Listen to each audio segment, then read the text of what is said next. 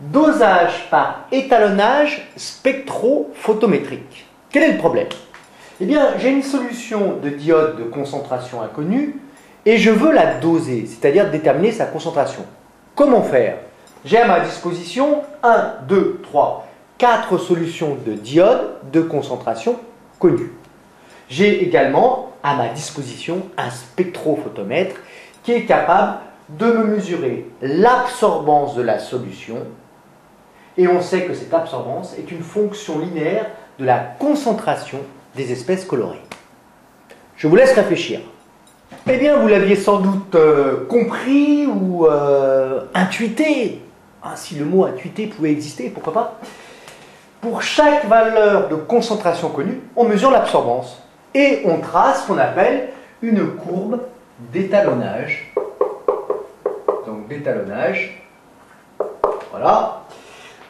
Par exemple, celle-ci, celle qui, pour l'absorbance 2, correspondrait à la concentration connue 10 fois 10-3 mol par litre. Et pour une absorbance de 1, eh bien, ça correspondrait à 5 fois 10-3 mol par litre.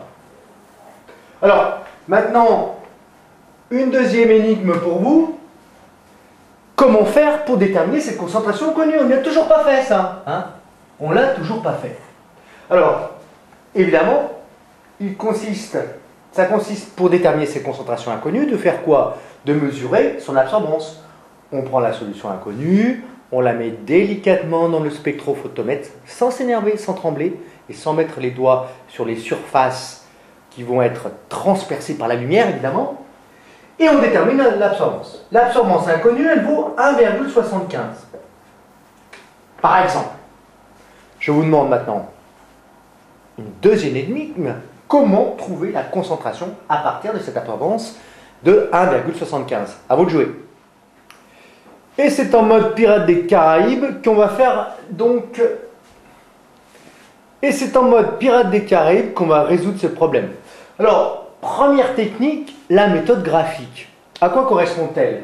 Eh bien, tout simplement, le point d'ordonnée 1,75 correspond graphiquement donc à l'abscisse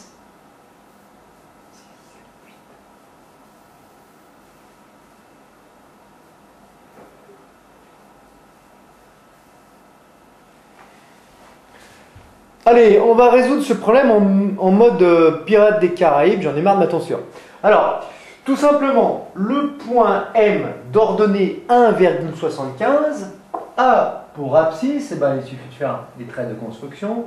A pour abscisse, environ 8,5 fois 10-3 mol par litre. Donc, la concentration inconnue déterminée graphiquement grâce à la courbe d'étalonnage vaut donc 8,5 fois 10-3 mol par litre. Et puis, il y a une autre méthode.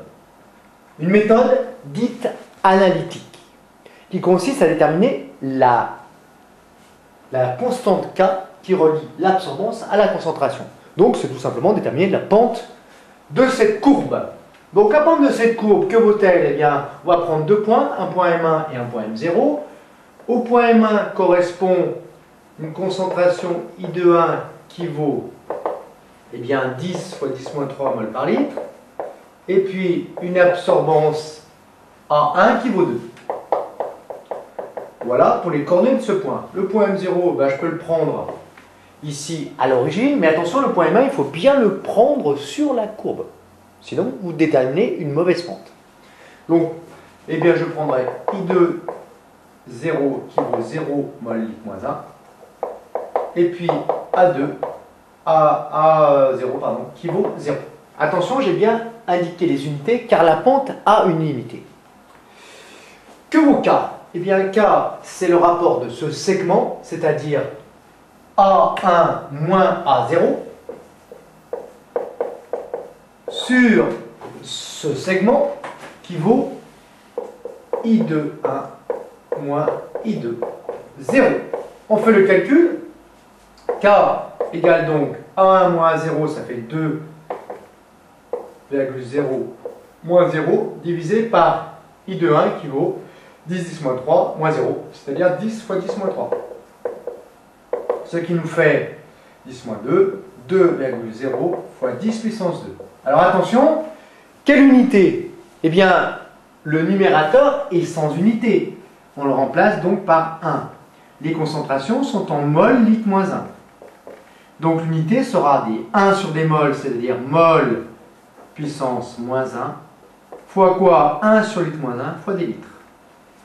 Une fois qu'on a la constante K, il suffit de l'utiliser pour déterminer la concentration inconnue, sachant que A indice I égale K fois CI, ça nous fait CI égale AI sur K. Application numérique, concentration inconnue. Roulement de tambour, on va savoir si on trouve la même valeur pour les deux techniques. Eh bien, A indice I, c'est 1,75 divisé par K qui vaut 2,0 fois 10 puissance 2. Et ça nous fait 8,7 fois 10 moins 3 mol litre moins 1. N'oubliez pas ici de mettre une petite trait de soulignement sur votre résultat. 8,7 10 moins 3, 8,5 10 moins 3. On retrouve à peu près les mêmes valeurs par la technique analytique et la technique graphique. En conclusion, pour ce dosage par étalonnage spectrophotométrique, eh bien, imaginons qu'on ait du Lugol, qui est une solution de concentration d'iode inconnue. Comment est-ce qu'on pourrait la doser par spectrophotométrie? Eh bien, en 1, on détermine l'absorbance de 6 solutions étalons de diode de concentration connue. En 2, eh bien, on trace la courbe d'étalonnage A en fonction des concentrations en diode connues. En 3, on mesure l'absorbance de la solution de Lugol de concentration inconnue. Et en 4, on la détermine graphiquement ou analytiquement avec l'équation de la droite, la valeur de cette concentration inconnue.